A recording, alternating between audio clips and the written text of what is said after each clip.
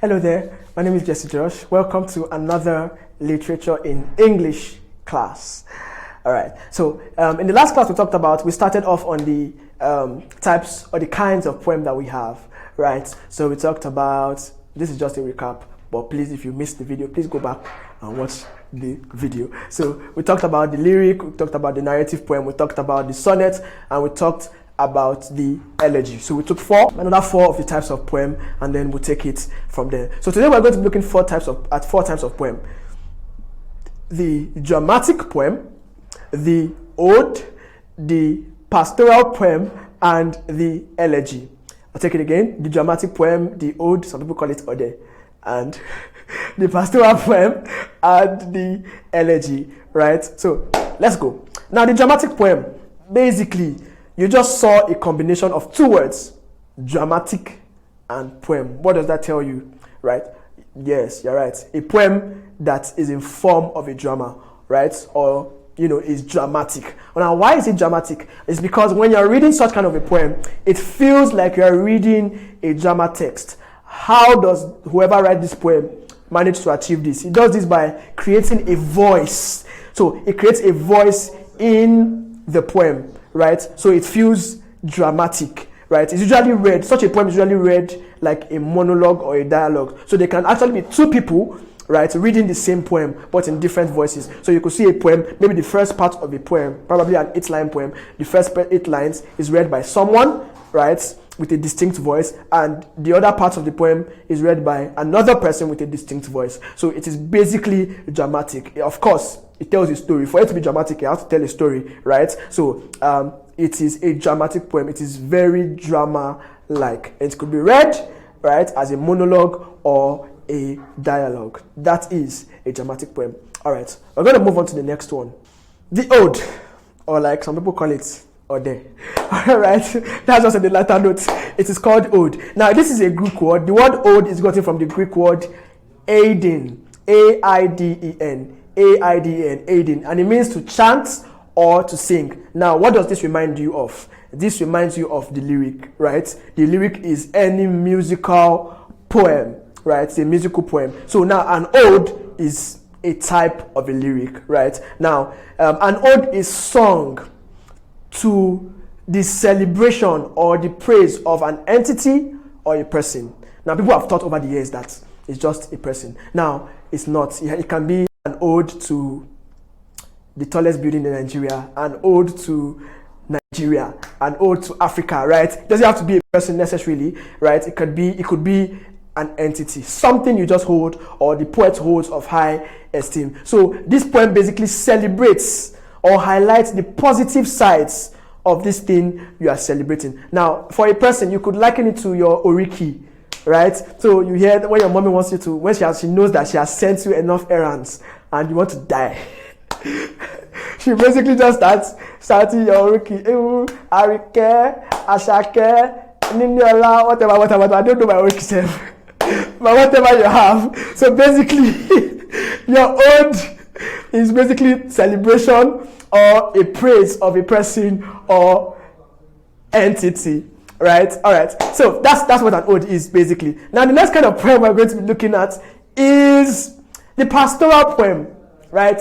The pastoral poem. Now, if you look at the poem, now every time they give you something, a word, always try to look at the root word. It helps you understand what that word is about, basically, right? So now we have pastoral. Now the word pastoral is gotten from the word pastor, right? Which means shepherd.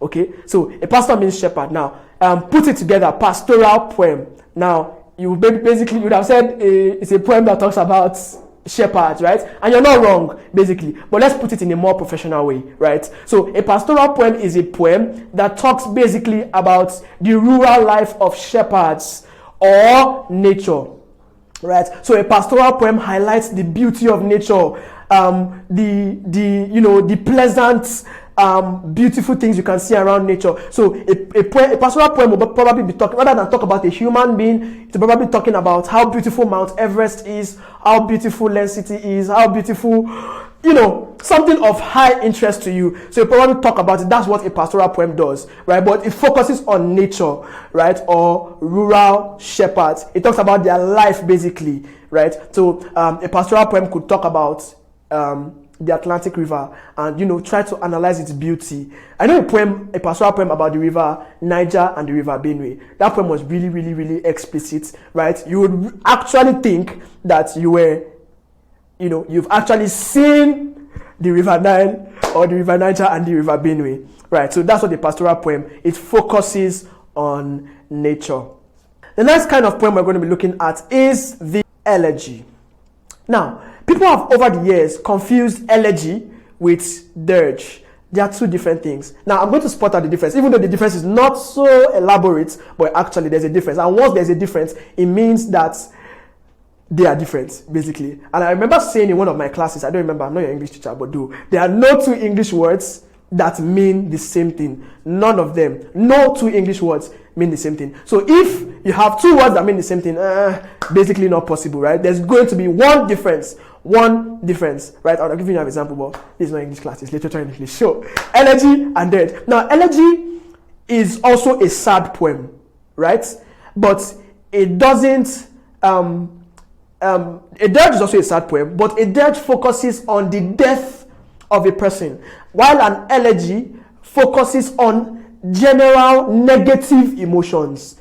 Do you get? Which could include death. Do you get the difference? So an elegy is like the umbrella, and then dirge is under it. Dirge simply focuses on the mourning or the grieving of a dead person, but elegy focuses on negative emotion. It could be anger, it could be hatred, it could be sorrow, it could be frustration, basically. So an elegy just highlights, right? It portrays, it expresses negative emotions on a subject or a thing of interest. So that's basically what they are. That's basically the difference between the elegy and the dirge. They are so different. Don't mix them up. Dirge focuses, it streamlines its emotions or its expression to the death of the person, while right, is generally about negative emotion. Any emotion that can be negative is under the elegy poem, right? So that's basically what. So in our next class, we'll be talking about other types of poem, right? So I don't want to choke you, like I said, with so much types of poem in one video, so you get to digest them one after the other, right? So we've treated the lyric, we've treated the narrative poem, we've treated the sonnet, we've treated the dirge. Now today we treated the dramatic poem, we treated the ode, we treated the elegy, and the pastoral poem. Right, we said that the dramatic poem is basically a poem that feels like a drama because it has a distinct voice or a distinct personality, and it can be read as a monologue or a dialogue. We said that the ode is basically a praise poem. Yes, please take that home. An ode is a praise poem. It praises, celebrates, or highlights the positive features of a person or an entity. Like I said, your example is your what? Your oriki. Right? You should know your oriki. You should know your oriki so that, you know, they can make your head swell small. Then you have what? The elegy, which I actually differentiated. I actually made a clear difference between the elegy and the dirge, right? The elegy focuses on negative emotion generally, while the dirge is just on the death of a person. Then we talked about the pastoral poem. From the word pastor, we get shepherd, and right. So it's basically talking about nature, a poem that highlights the beauty of nature and rural life. Thank you so much for watching this video. I'll see you in the next class. Please remember to ask your questions and contributions. Thank you.